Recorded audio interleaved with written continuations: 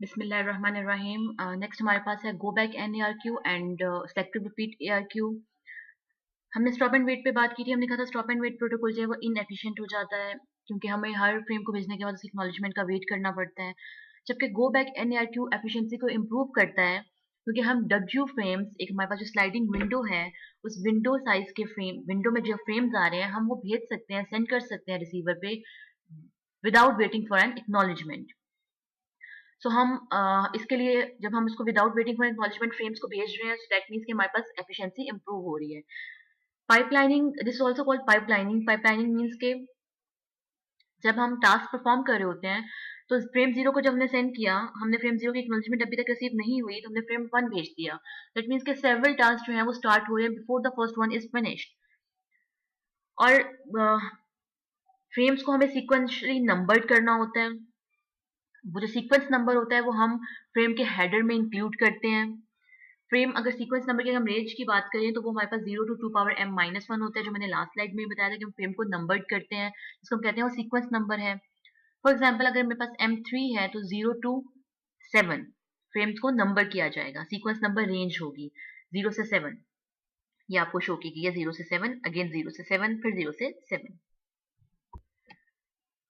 Go back N A R Q sliding window. So transmitter size पे जब हम बात करते हैं तो ट्रांसमीटर साइज पे जो स्लाइडिंग विंडो होगी उसने कुछ फ्रेम्स को होल्ड किया हुआ होता है, इतने फ्रेम्स जिनको हम without waiting for an acknowledgement हम उन फ्रेम्स को सेंड कर सकते हैं। हम इसको कहते हैं वो यूज अ विंडो। विंडो का साइज 2 पावर m माइनस 1 से एक्सीड नहीं कर सकता। सो जब इस टाइम जब आपको प्रॉपर एक्नॉलेजमेंट मिलेगी फ्रेम की, सो वो वाला जब आपको फॉर एग्जाम्पल मैंने फ्रेम 0 1 2 भेजे सेंडर से रिसीवर पे, रिसीवर ने मुझे फ्रेम 0 की एक्नॉलेजमेंट भेज दी, तो जो मेरी विंडो है वो जस्ट वन फ्रेम स्लाइड करेगी टुवर्ड्स द राइट क्योंकि मुझे सिर्फ एक फ्रेम की एक्नॉलेजमेंट मिली है। So each time a proper acknowledgement is received for a frame the window slides pass this frame. इस वजह से हम इसको कहते हैं स्लाइडिंग विंडो है। अगर हम एक एग्जाम्पल से देखते हैं before sliding and after sliding. यहाँ पे देखें transmitter sliding window, transmitter size पे आपका विंडो साइज 7 है, सो 0 से 6 तक 7 फ्रेम्स इसमें आ जाएंगे। ये बिफोर स्लाइडिंग है। अब विंडो साइज अगेन 7 ही है, आपकी जो स्लाइड विंडो है वो स्लाइड कर गई,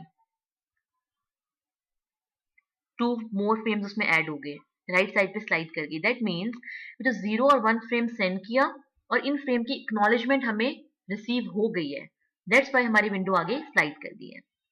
इन B, frame 0 and frame 1 were properly acknowledged.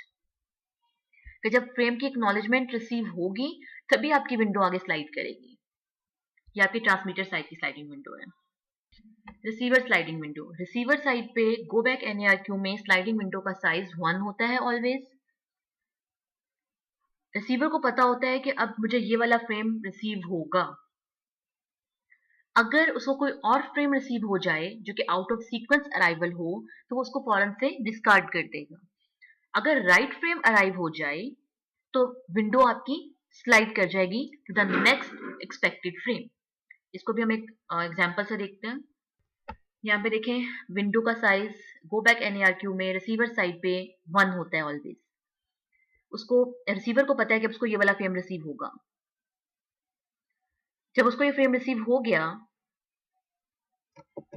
जब ये वाला फ्रेम रिसीव हो गया तो आपकी विंडो जो है वो 1 फ्रेम नेक्स्ट पे चलेगी। उसको पता है कि अब उसको ये वाला, अब वो एक्सपेक्ट कर रहा है कि उसको ये वाला फ्रेम रिसीव होगा। तो ये आफ्टर स्लाइडिंग है, रिसीवर साइड। अब डिफरेंट टर्म्स होती हैं आपके पास ट्रांसमीटर साइड की जो स्लाइडिंग विंडो है और जो रिसीवर साइड की स्लाइडिंग विंडो है। Transmitter keeps tracks of three variables S, SF, SL.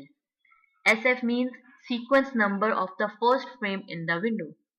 जो फर्स्ट फ्रेम आएगा वो SF विंडो में वो SF है, जो लास्ट फ्रेम होगा वो SL है। S आपके पास होता है sequence number of the recently sent frame. Frame size जो W है उसके लिए हम जब रिलेशन बनाते हैं वो रिलेशन आपके पास बनता है SL minus SF plus 1। Receiver side पे ओनली 1 वेरिएबल होता है R, expected frame sequence number.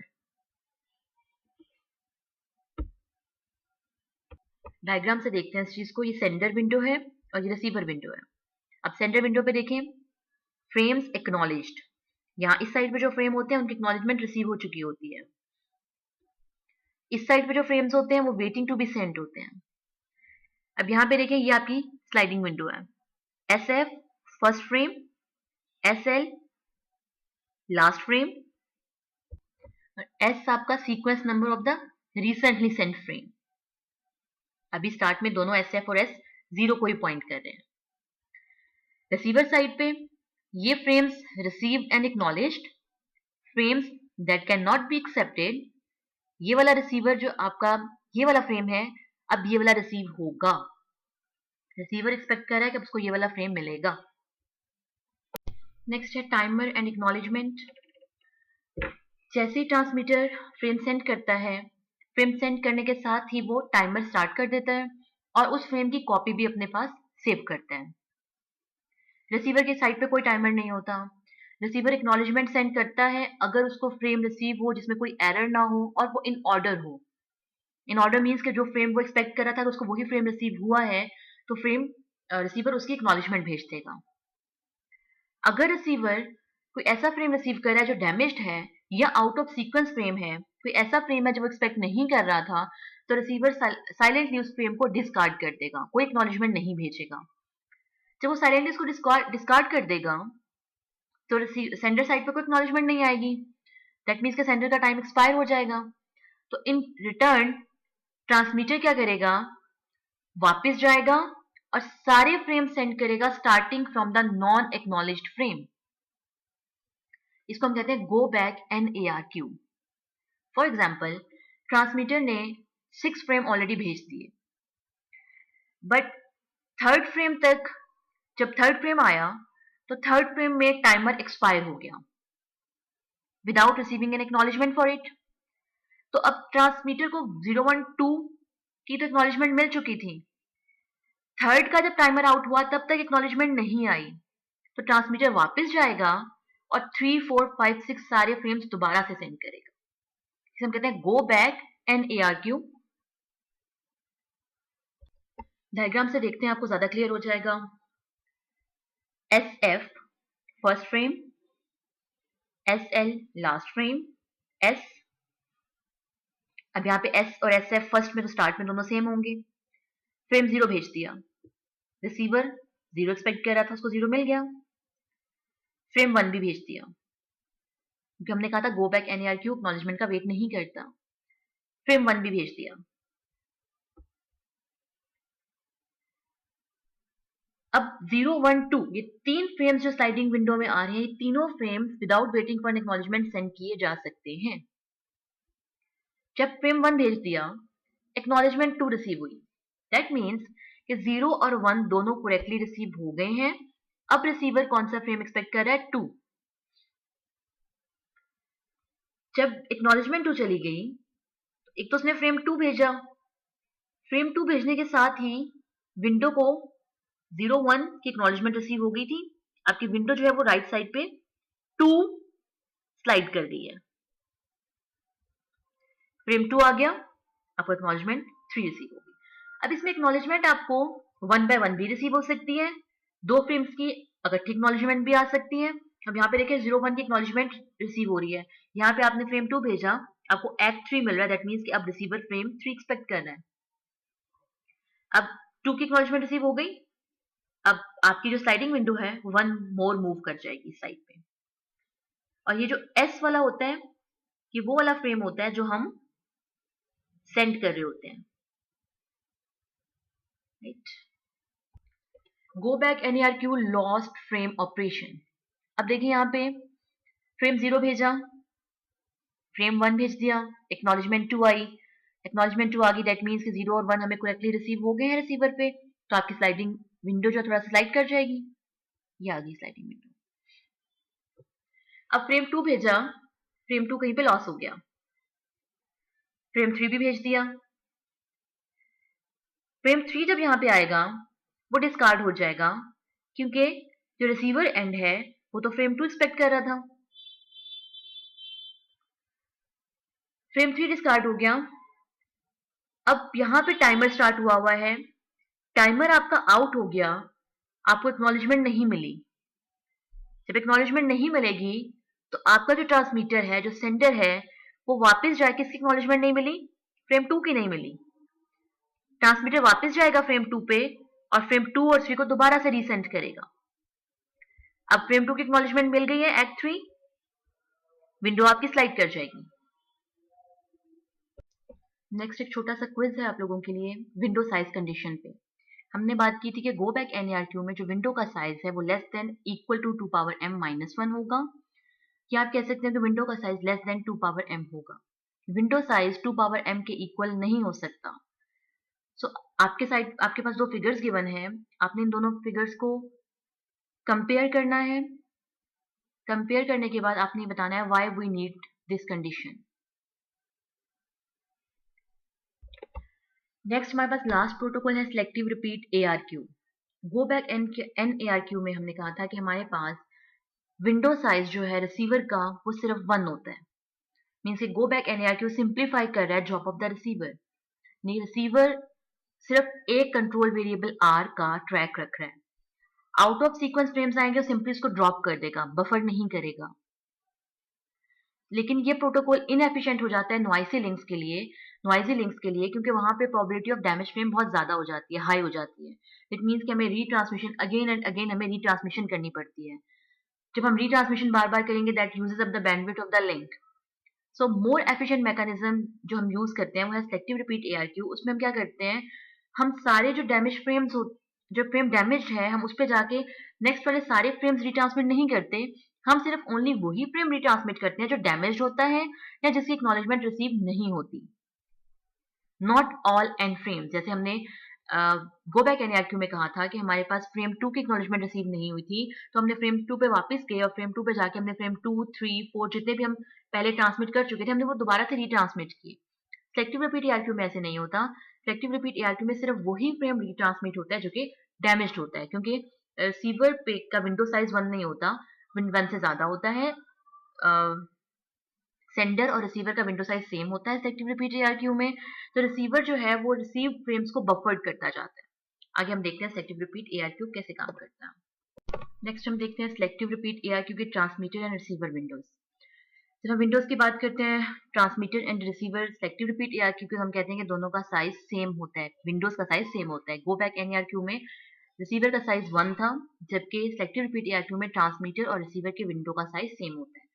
However, the window size should be less than equal to 1 by 2 times 2 power m, कि window size less than equal to 2 power m minus 1 होना चाहिए selective repeat ARQ में, transmitter का भी और receiver का भी। Receiver window must have the same size as the transmitter. This is a major difference with go back NARQ, क्योंकि go back NARQ में विंडो साइज 1 था रिसीवर का। Receiver's windows specifies a range of an acceptable frame sequence numbers. Also selective repeat ARQ में क्या होता है कि जो रिसीवर है वो नेगेटिव एक्नॉलेजमेंट भी यूज करता है ट्रांसमीटर को डैमेज फ्रेम का बताने के लिए। अगर उसको कोई डैमेज फ्रेम मिलता है तो वो नेगेटिव एक्नॉलेजमेंट भेजता है ताकि ट्रांसमीटर को पता चले कि उसको फ्रेम डैमेज्ड मिला है। फिर transmitter and receiver control variables, ये सेंडर विंडो है, फ्रेम एक्नॉलेज हो चुके हैं, frames waiting to be send है, 0, 1, SF first frame to send, SL last frame to send. यहाँ पे S और SF आपका सेम होगा। रिसीवर विंडो को अगर हम देखें दोनों का साइज सेम है। Frames received and acknowledged, frames that can not be accept, first frame to received and last frame to receive, ये रिसीवर विंडो है। एग्जाम्पल देखते हैं selective repeat ARQ operation lost frame के साथ। फ्रेम दोनों side पे आप देखिए विंडो साइज सेम है, राइट। फ्रेम 0 सेंड किया, रिसीवर ने रिसीव किया, फिर हमने फ्रेम 1 भेज दिया, फ्रेम 1 भी रिसीव हो गया, रिसीवर ने एक्नॉलेजमेंट एक्ट 2 भेजी। एक्ट 2 का मतलब है कि फ्रेम 0 और 1 करेक्टली रिसीव हो गए हैं। सेम टाइम पे वो acknowledgement 2 frame 0 and 1 at same time, that means कि रिसीव हो गए 0 एंड 1। अब जब एक्नॉलेजमेंट 2 आ गई तो दोनों फ्रेम्स की एक्नॉलेजमेंट आ गई है, आपकी विंडो स्लाइड कर जाएगी टू नेक्स्ट। अब नेक्स्ट फ्रेम जो भेजने फ्रेम 2 भेजना है, फ्रेम 2 भेज दिया, फ्रेम 2 लॉस हो गया। फ्रेम 3 भी सेंड कर दिया। अब रिसीवर को सेंडर को रिसीवर से नेगेटिव एक्नॉलेजमेंट 2 मिली है। दैट मीन्स कि सेकेंड फ्रेम रिसीव नहीं हुआ। सेकेंड फ्रेम रिसीव नहीं हुआ। अब सेंडर वापस जाएगा सेकेंड फ्रेम पे और सिर्फ सेकेंड फ्रेम को सेंड करेगा। फ्रेम 3 दोबारा से सेंड नहीं होगा, सिर्फ सेकेंड फ्रेम सेंड होगा। अब उसने एक्नॉलेजमेंट 0 भेज दी। दैट मीन्स कि अब उसको 0 को एक्सपेक्ट कर रहा है, नेक्स्ट फ्रेम जो होगा वो 0 आएगा। एक और एग्जांपल देखते हैं selective repeat ARQ lost frame की। यहाँ पे हम सेंडर साइड पे आप देखें, आपके पास जो विंडो का साइज है 0 1 2 3 है। फ्रेम्स आपको नंबर किए गए हैं। यहाँ पे SF first frame to send, S को SN भी लिखा जाता है नेक्स्ट फ्रेम टू सेंड, और SL होता है last frame to send. S जो हमने पिछली स्लाइड में देखा था S, ये वही चीज है SN। सो आपके पास फर्स्ट फ्रेम भेजा, इसी तरह रिसीवर की विंडो भी एग्जैक्टली सेम है। यहाँ से प्रोसेस स्टार्ट हो रहा है, फ्रेम 0 भेज दिया, फ्रेम 0 डिलीवर हो गया। फ्रेम 0 भेजने के साथ ही टाइमर भी स्टार्ट हो गया। फ्रेम 0 की एक्नॉलेजमेंट आ गई, एक्नॉलेजमेंट रिसीव हो गई। दैट मीन्स कि स्लाइड विंडो स्लाइड कर जाएगी। फ्रेम 1 भेजा। अब ये जरूरी नहीं था कि यहाँ पे एक्नॉलेजमेंट आती तो हमने फ्रेम 1 भेजना था, फ्रेम 1 हम पहले भी भेज सकते थे। सो फ्रेम 1 भेजा, फ्रेम 1 कहीं लॉस हो गया। सेंडर को तो नहीं पता फ्रेम 1 लॉस हो गया, सेंडर ने फ्रेम 2 भी भेज दिया। जब फ्रेम 2 भेजा, साथ में टाइमर भी स्टार्ट हो रहे हैं। फ्रेम 2 भी भेज दिया, फ्रेम 3 भी भेज दिया। अब सेंडर को एक नेगेटिव एक्नॉलेजमेंट नैग के 1 मिली है। नेगेटिव एक्नॉलेजमेंट 1 का मतलब है कि फ्रेम 1 रिसीव नहीं हुआ, फ्रेम 1 लॉस हो गया। अब जब ये एक नेगेटिव एक्नॉलेजमेंट रिसीवर सेंडर के पास आई, सेंडर ने फ्रेम 1 को रीसेंड कर दिया। अब गो बैक NARQ होता तो फिर यहाँ पे क्या हो रहा होता, एक तो गो बैक NARQ में नेगेटिव एक्नॉलेजमेंट ना आ रही होती, आप टाइमर आउट होने तक जब आपको कोई एक्नॉलेजमेंट ना मिलती तो आप फ्रेम 1 से लेके 1 2 3 सारे फ्रेम रीसेंड करते। अब यहाँ पे आपको नेगेटिव एक्नॉलेजमेंट आ रही है, नेगेटिव एक्नॉलेजमेंट 1 बता रही है कि फ्रेम 1 लॉस हो गया है, तो फ्रेम 1 जो है वो दोबारा से रीसेंड किया जाएगा। अब यहाँ पे देखिए सेंडर विंडो साइज में क्या हो रहा है, फ्रेम 1, फ्रेम 2 भी चला गया, फ्रेम 3 भी चला गया। First frame to send, next frame अब आपका ये वाला सेंड होगा। लेकिन अभी तक जब एक्नॉलेजमेंट नहीं आई, जब नेगेटिव एक्नॉलेजमेंट आ गई, फ्रेम 1 दोबारा सेंड हो गया और एक्नॉलेजमेंट 4 मीन्स कि सारे फ्रेम करेक्टली रिसीव हो गए हैं फ्रेम 3 तक, तो आपकी विंडो जो है वो स्लाइड करेगी 4 5 6 7 पे। रिसीवर एंड पे देखें, फ्रेम 0 डिलीवर हो गया, एक्नॉलेजमेंट भेज दिया इसने, विंडो आगे स्लाइड कर गई।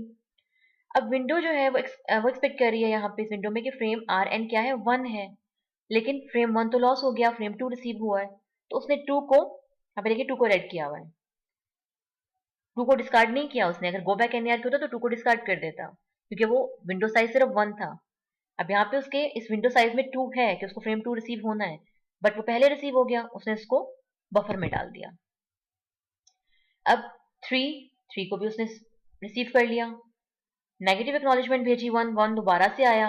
अब जब 1 दोबारा से उसको रिसीव हो गया, उसने एक्नॉलेजमेंट 4 भेज दी कि सारे फ्रेम्स मुझे करेक्टली रिसीव हो गए हैं, तो आपकी रिसीवर साइड पे विंडो जो है वो आगे स्लाइड कर जाएगी 4 5 6 7 पे। That means frames 1 2 and 3 delivered. This is all about selective repeat ARQ operation. एक इसमें भी एक छोटा सा क्विज है।